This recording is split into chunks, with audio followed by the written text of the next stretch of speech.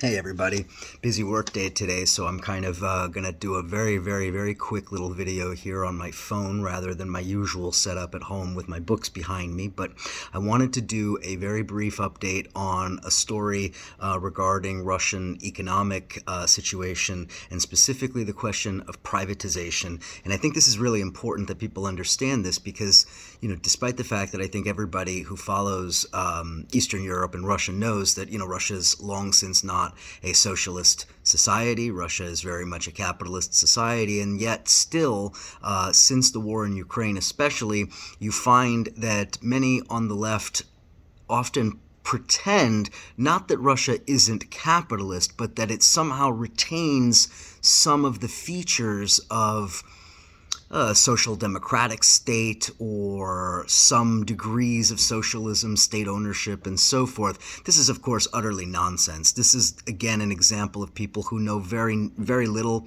if anything, about Russia, about the reality of Russia, about what Russian economic life is like, and so forth. So I think it's important to keep undermining this narrative that Russia is somehow not the most predatorily capitalist neoliberal state in the region. In fact, it is one of those. And in fact, in many ways, it's one of the most viciously neoliberal countries in the world. But I don't want to get into that right now. Let's talk about the story that I wanted to bring up here.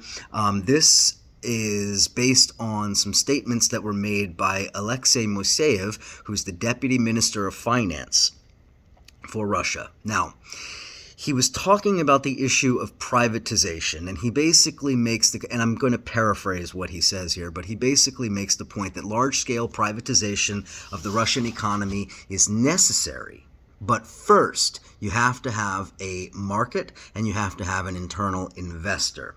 Okay, and he references, of course, the sale of state property that went on after the end of the Soviet Union in the early 1990s. That sale, and particularly schemes like the so-called infamous loans for shares auctions, this is the process that directly created what we now call the class of oligarchs in Russia. The collapse of the Russian economy, the collapse of Russian society in the early 1990s following the dissolution of the Soviet Union, that was in many ways driven by the most extreme form of neoliberal privatization that really had ever been witnessed. And of course, we know now the disastrous impacts that it had. We know some of the key players, including Jeffrey Sachs and others who are now waxing poetic all about the situation in Russia when they were quite directly involved in the privatization schemes. But anyway, Moiseev, bringing it back to 2023, Moiseev is referencing these loan for share auctions as a way of signaling that Russia is not going to embark on a large-scale, widespread privatization program. Naturally, the reason, of course, being it is deeply unpopular in Russia. Russians have a very deep and painful memory of the early 1990s. I know I lived in Russia in 1993 and 1994. I remember how awful it was, and so do many people in Russia. So, why am I saying all of this and providing this background? Why is Moiseev talking about privatization and denying that privatization is coming, or a new wave of privatization is coming? Well, it is because there was an article that was written by a guy named Andrei Kostin. If you don't know Andrei Kostin, you probably should. He's one of the most influential and powerful people in Russia. He is the president and chairman of the board of VTB Bank. Now, VTB, if you've followed the myriad stories around Russiagate and many other issues since 2016, you probably remember that VTB is one of the top banks in Russia, and most specifically, it is known to be extremely close to President Putin and to the Kremlin.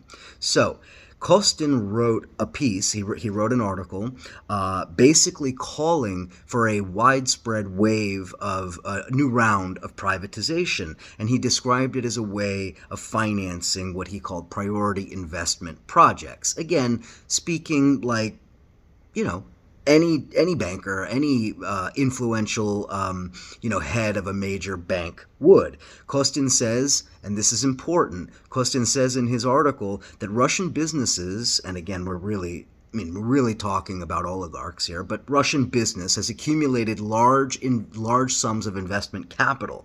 And because it has this capital, it should embark on a process of investing that capital in the form of taking over state property.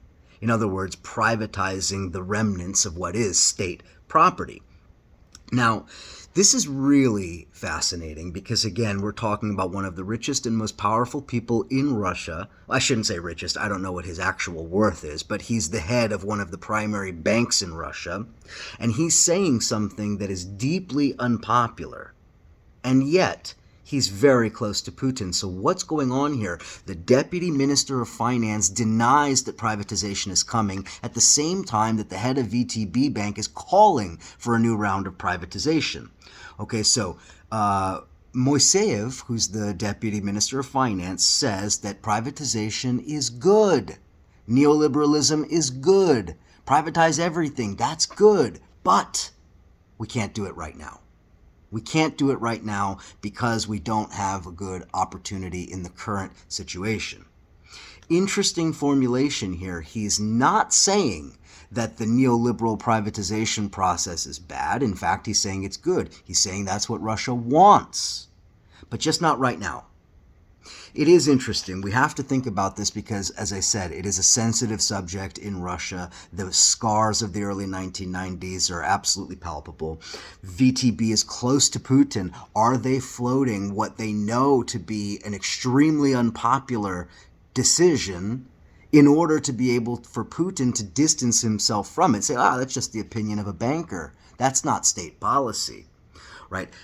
Boris Kagarlitsky, when I interviewed him back in September for my podcast, made a very important point about the nature of the war in Ukraine. He said that part of the reason, not the only reason, but part of the drive for war was the massive accumulation of capital by Russian oligarchs and the need to essentially export that capital, right? What he called a classic case of imperialist accumulation. Okay, and that is what's happened in Russia. And now you have all of this capital in the hands of these very wealthy and powerful people, and they can't do anything with it. Sanctions make it very difficult for them to park their money internationally. Sanctions certainly making it difficult for them to be able to purchase assets internationally. And so now we're going to see, I think, a beginning of a further transformation of the Russian economy in a deeply unpopular direction that is designed primarily, in my view, to ensure that there are no oligarchs or other wealthy and powerful people in Russia that might even entertain the idea of challenging Putin, challenging the regime. As long as they're getting rich and privatization continues, there's nothing for them to be upset about. Right? Sure, the country is increasingly isolated. They can't take their favorite trips to their favorite places in Europe or North America or wherever, right? That's certainly true.